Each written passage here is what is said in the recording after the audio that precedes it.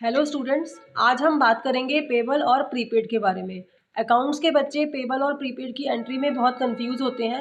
आप इस वीडियो को अंत तक देखें और हमारे चैनल को सब्सक्राइब भी करें और वीडियोस के लिए। अब मैम आपको बताएंगे कि पेबल और प्रीपेड की एंट्री किस तरह की जाती है। हेलो स्टूडेंट्स, कैसे हैं आप सब। ऐसा होता है कि सेल पेबल और प्रीपेड ये दो अकाउंट्स की जर्नल एंट्री के बहुत इंपॉर्टेंट टॉपिक हैं। इसमें क्या होता है कि मोस्टली देखा जाता है कि बच्चे बहुत कंफ्यूज रहते हैं कि पेबल क्या है, प्रीपेड क्या है, किसको प्रीपेड को डेबिट करना है, क्रेडिट करना है। तो आज इसके ऊपर हम बात करेंगे। सबसे पहले हम बात करते हैं पेबल के लिए। पेबल एक्सपेंस हमारे क्या होते हैं, पेबल बोल सकते हैं या इसको आउटस्टैंडिंग एक्सपेंस भी बोल सकते हैं। कुछ हमारे एक्सपेंस इस तरह के होते हैं जो कि जिस मंथ के होते हैं उस मंथ में पे नहीं किए जाते, वो हमारे नेक्स्ट मंथ पे होते हैं। जैसे हमारा सैलरी है, वेजेस है। अब अगर आप किसी भी मंथ में कोई भी एम्प्लॉय जॉब कर रहा है तो उसको जो सैलरी मिलेगी नेक्स्ट मंथ मिलेगी।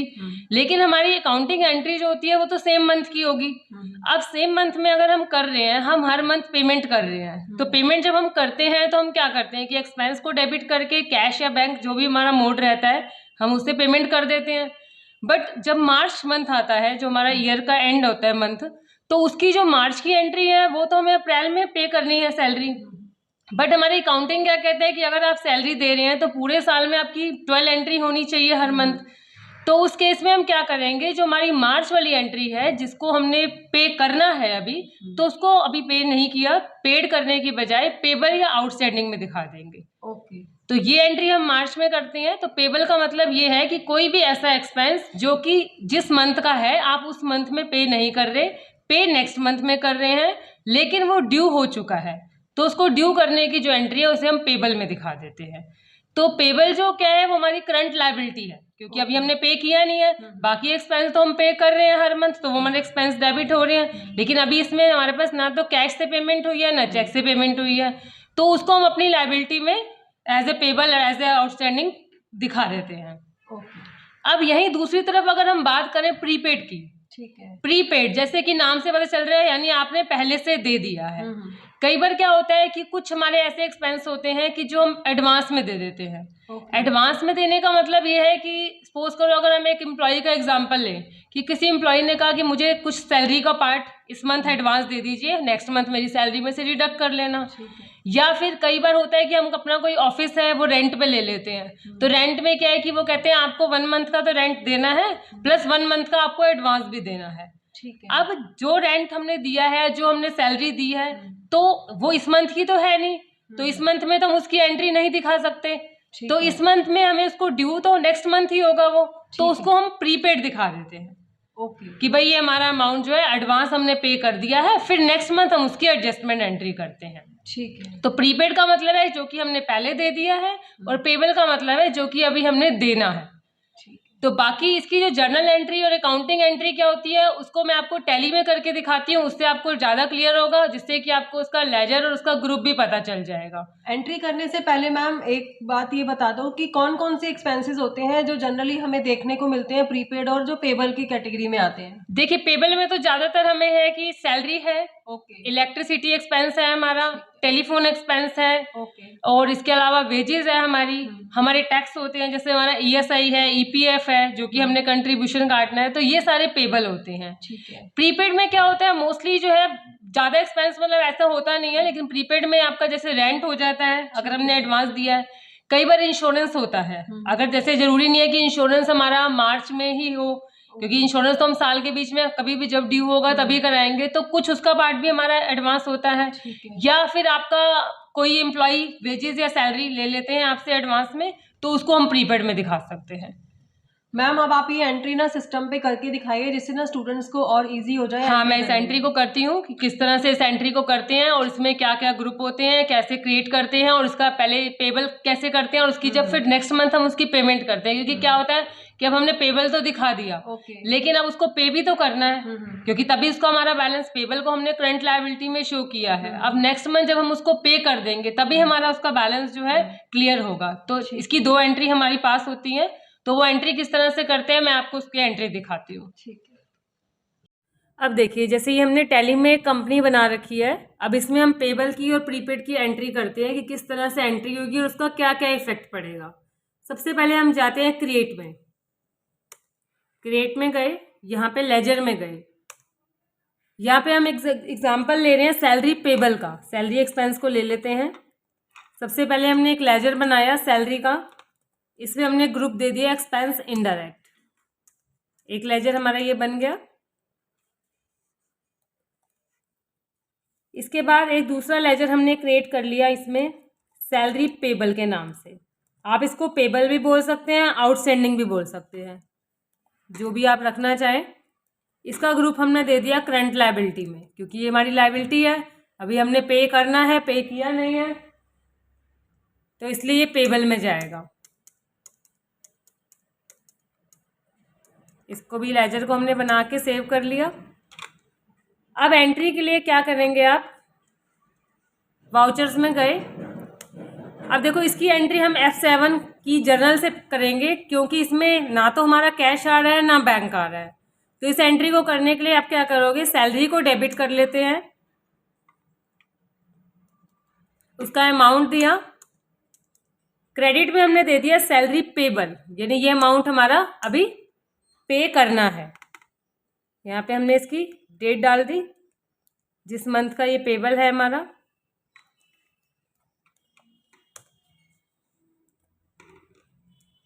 ये आपकी एंट्री सेव हो गई कि सैलरी डेबिट हो गई, सैलरी पेबल को क्रेडिट कर दिया। अब देखो, सबसे पहले मैं आपको इसका इफेक्ट दिखाती हूँ कि इसका बैलेंस कैसे देखेंगे। डिस्प्ले में हम जाते हैं, अकाउंट बुक में, लेजर में। अब यहाँ आप देखो, सैलरी में आपका क्या दिखा रहा है कि आपकी सैलरी तो डेबिट है, लेकिन सैलरी जो है पेबल है अभी। यहीं पे इसका दूसरा इफेक्ट अगर हम देखें तो सैलरी पेबल में आ रहा है। सैलरी पेबल क्या है आपका, क्रेडिट आ रहा है बैलेंस।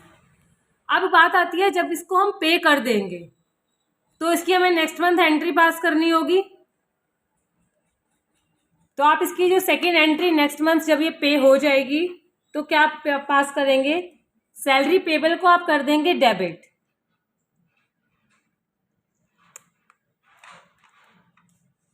सैलरी पेबल आपका हो गया डेबिट। अब क्रेडिट में आप जैसे भी आपका मोड ऑफ पेमेंट है, चाहे वो कैश है या बैंक है, जो भी है आप उसको आप क्रेडिट कर देंगे। तो हमारी ये सेकेंड एंट्री हो गई। सैलरी पेबल को हमने डेबिट कर दिया और बैंक को हमने क्रेडिट कर दिया।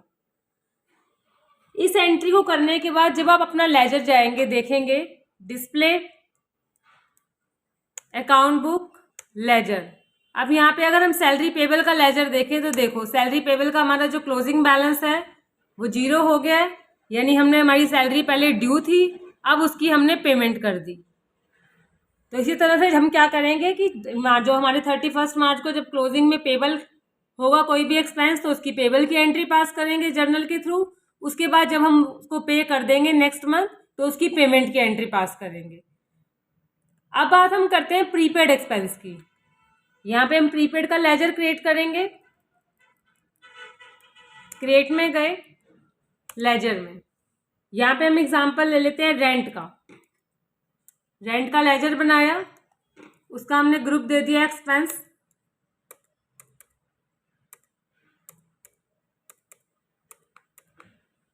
एक लेजर हम बना लेते हैं प्रीपेड एक्सपेंस का। प्रीपेड एक्सपेंस लिख सकते हैं या प्रीपेड रेंट लिख लेंगे तो ज़्यादा सही रहेगा, क्योंकि एक्सपेंस से कोई और एक्सपेंस होगा तो हमें फिर कंफ्यूजन हो जाएगी कि कौन सा एक्सपेंस है। इसको हम ग्रुप देंगे करंट एसेट्स, क्योंकि ये हमारी एसेट्स है। हम कोई भी चीज़ एडवांस दे देते हैं तो हमारा अमाउंट एडवांस पहुंच चुका है, तो जब तक वो ड्यू नहीं हुआ तो वो हमारी एसेट्स रहती है। अब देखो, इसकी एंट्री किस तरह से करेंगे। यहाँ पे हम एग्जांपल लेते हैं कि हमने अप्रैल में एडवांस रेंट दे दिया, तो पहली एंट्री हमारी हो जाएगी रेंट देने की। रेंट को हमने कर लिया डेबिट। यहाँ पे हम एग्जांपल लेके चल रहे हैं कि हमारा 1 महीने का रेंट 10,000 रुपये है, लेकिन हमने 1 महीने का एडवांस दे दिया, तो हम यहाँ पे 20,000 रुपये से एंट्री कर रहे हैं। तो रेंट को हमने 20,000 से डेबिट कर दिया और यहाँ पे हमने बैंक को जो है क्रेडिट कर दिया। तो पहली एंट्री हमारी अप्रैल में ये पास हो गई। लेकिन इस रेंट में क्या है कि 10,000 रुपये जो रेंट है वो मई का भी हमने एडवांस दे दिया है। अब अगर हम इसका इफेक्ट देखें, इसके लेजर में अगर हम जाके इसका इफेक्ट देखते हैं, डिस्प्ले, अकाउंट बुक, लेजर।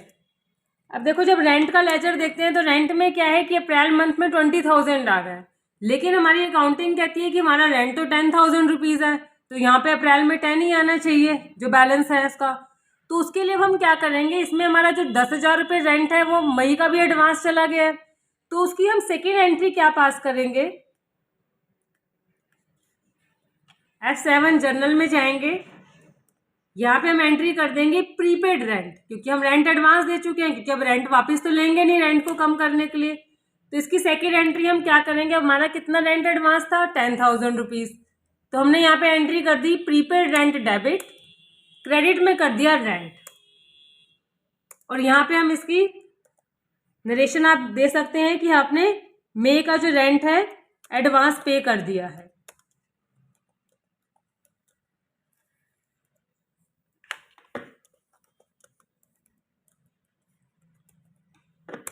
अभी आपने सेकेंड एंट्री कर दी। अब इसका अगर आप इफेक्ट देखें, डिस्प्ले, अकाउंट बुक, लेजर। अब देखो आपका जो रेंट का लेजर है आ गया 10,000 रुपीज़ बैलेंस। अब ये हमें क्या कह रहा है कि 20,000 रुपये रेंट तो हमने अप्रैल में दिया है, लेकिन इसमें 20,000 में क्या था कि 10,000 रुपये हमारा मई का एडवांस चला गया था, तो अप्रैल का रेंट कितना होना चाहिए, 10,000 रुपये, तो ये इसमें 10,000 रुपये आ गया। अब इसका सेकेंड इफेक्ट अगर आप देखते हैं तो प्रीपेड रेंट का अगर हम लेजर देखें तो देखो प्रीपेड रेंट हमारा डेबिट आ रहा है, ये हमारा एसेट साइड में आ जाएगा कि आप इतना रेंट एडवांस दे चुके हैं। अब नेक्स्ट मंथ जब हमारा मई मंथ आ जाएगा तो मई मंथ में क्या है कि हमारा रेंट की एंट्री मई की होनी चाहिए, लेकिन वो तो हम अप्रैल में दे चुके हैं, तो इसकी नेक्स्ट एंट्री जब मई में हम करेंगे, अब मई में हम पेमेंट तो दोबारा कर नहीं सकते क्योंकि पेमेंट तो हम पहले कर चुके हैं, तो उसकी हमारी एंट्री अब क्या होगी, रिवर्स एंट्री इसकी करेंगे। रेंट हमारा डेबिट होता है तो रेंट को तो हम डेबिट कर देंगे 10,000 रुपीज़ से। सेकेंड एंट्री हम इसकी क्या करेंगे, क्रेडिट में हम कर देंगे प्रीपेड रेंट, क्योंकि पहले हमने एंट्री में प्रीपेड को डेबिट किया था, अब हमने मई मंथ में प्रीपेड को क्रेडिट कर दिया। ये एंट्री पास करने के बाद जो आपका लेजर पे इफेक्ट पड़ेगा, डिस्प्ले, अकाउंट बुक, लेजर। अब आप जब देखेंगे तो रेंट के लेजर को अगर हम देखें तो ये देखो कि आपका इसमें क्या आ रहा है, लेजर में 10,000 रुपीज़ अप्रैल का रेंट हो गया, 10,000 रुपीज़ मई का रेंट हो गया। तो हमारी अकाउंटिंग होनी भी इस तरह से चाहिए कि हर मंथ हमारा 10,000 रुपये रेंट था। सेकेंड इफेक्ट इसका अगर आपको दिखाएं प्रीपेड रेंट में, तो प्रीपेड रेंट में देखो इसका बैलेंस 0 हो गया कि पहले हमने उसको प्रीपेड किया था, अब हमारा रेंट पे हो चुका है क्योंकि ड्यू हो चुका है, तो इसका बैलेंस 0 हो गया।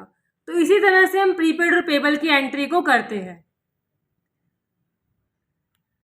अब ये एंट्री आपको समझ आ गई होगी, अब आपके सारे जो पेबल और प्रीपेड की कंफ्यूजन है वो दूर हो गई होगी। इसी तरह की और नॉलेज और अपडेट्स के लिए, जैसा कि मैडम ने भी आपको बताया है कि आप हमारे चैनल को सब्सक्राइब करो ताकि आपको टाइम टाइम पर और इन्फॉर्मेशन मिलती रहे और आप अपनी नॉलेज को अपडेट करते रहें। Thank you so much ma'am.